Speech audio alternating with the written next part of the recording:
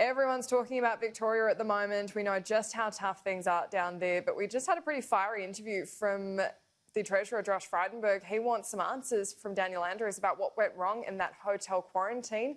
Michael Kroger, we'll start with you first. Do you agree? Well, of course, and yesterday there was a gobsmacking press conference with the Premier where, Annalise, he was asked who was actually in charge of the hotel quarantining, which government department, i.e. which minister. And he said he didn't know. And he said there was confusion across accountability. He didn't know which minister and which department was in charge of the hotel quarantining, which would have been the most obvious thing to know. Now, if the Premier doesn't even know that, you know, where are we at? I mean, what confidence can we have in the cabinet he leads, in the decisions that are being made when the most important issue he's not aware of? So this is why people down in Victoria have asked him to release the modelling, to give more information, because we feel we're being blindsided here. We just feel we're being led day by day. There's a new plan every 3 weeks, and we're now the worst we've ever been, at least down here in terms of infection rates. Yeah, look, if you don't have a single point of accountability that's well known, that might be the crux of the issue. Indeed. But Jim Middleton, I'd be interested to get your thoughts on just how these daily briefings are going with Daniel Andrews. You're a very experienced journalist, many years with the ABC and also with us at Sky News. There have been plenty of criticism about the press pack not going hard enough and then going too hard and being, quote, disrespectful to the Premier when asking these questions. Do you think it is a tough balance, but at the end of the day, they're there to hold the government to account? They certainly are, and I can't see any errors made by any of the reporters who've been grilling Daniel Andrews over the past weeks and months. I think they've done entirely what they should be expected to do, which is to do the job of finding out as best they can what happened, why, where, when and how. And I think also drawn some fairly interesting answers in the end from Daniel Andrews, where he said yesterday, at long last, I am accountable for any mistakes made. Well, we know mistakes were made. If he's accountable, put it bluntly, why is he still there? The fact of the matter is, what does accountability mean in modern politics in Australia? We've seen ministers in the Victorian government go for issues like branch stacking, but I don't recall ministers across Australia being dismissed or standing down for matters of substance. It's a long, long time ago now, but Michael will recall this. Michael McKellar, minister in the Fraser government, and then Mick Young, minister in the Hawke government, quit as ministers over very minor breaches of customs law way back. You don't see that kind of thing now. I suspect what we're going to find out in the end, and it's a consequence of developments which have been going on over the last 30 years or so, which is this, that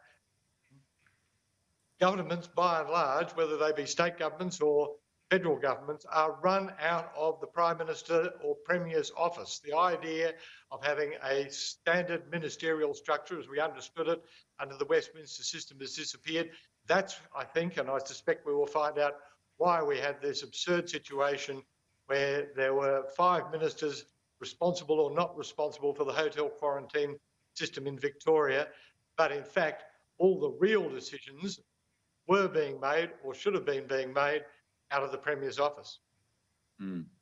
And the issue now is that right now we're not relying on Parliament. Right now we're relying on National Cabinet. And the way that our leaders are being held to account are these daily 1-hour briefings. And so this is the chance for Victorians especially to find out what decisions are being made and why.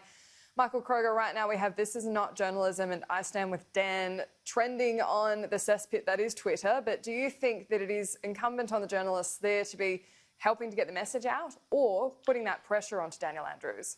Well, they should be putting pressure on Daniel Andrews. I mean, that I Stand With Dan is just sort of a Labor Party front.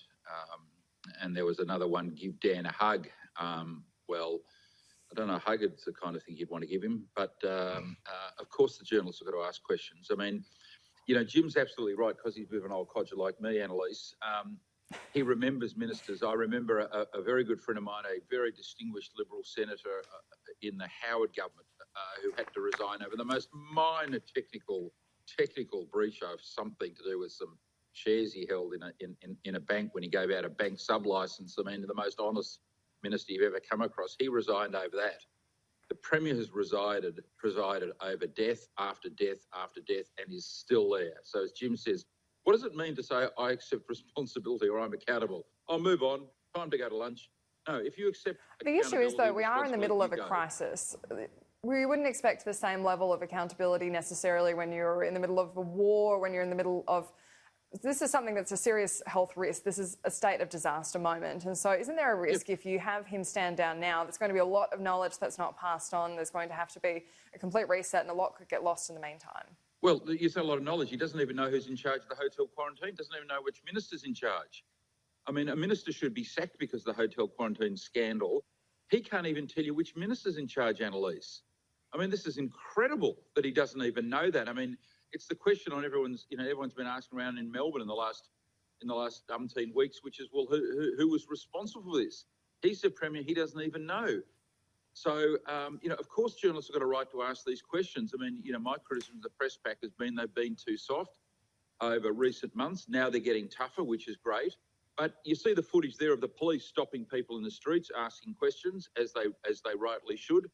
The Health Minister was one of the red shirts ministers, which is a scandal involving the Labor Party misuse of public resources.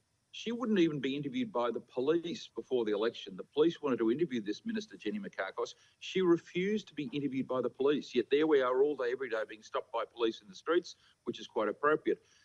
This is a rancid government. I mean, some of the Labor governments around the country have done well. It's not party political in that sense. This mob are shockers, and Andrew should go. Annalise, just a couple of other things. Sorry, Jim, just before you start, I do want to make the point that I think my colleagues from Sky have been more than holding their own at these press conferences and doing a bang-up job, so I don't want it to sound like I'm criticising them at all. But, Jim, we do have to wrap up shortly to get to an update from Brisbane. What's your final thought? Oh, look, just a couple of things that I will say. There is some data which we should be able to have access to. We've been told that the police, when they have been knocking on people's doors, that 30% of people aren't answering, aren't there. Well, where are the statistics for that? Second thing, you mentioned that during wartime it's more difficult, accountability, etc., etc. Winston Churchill got rid of a number of British generals before he finally landed on Montgomery, and go back even further, Abraham Lincoln got rid of a whole host of chiefs of staff before he finally settled on US Grant to win that war. Sackings do occur in these circumstances, and people need to be held to account, probably even more so in a period akin to war than in what is otherwise peacetime.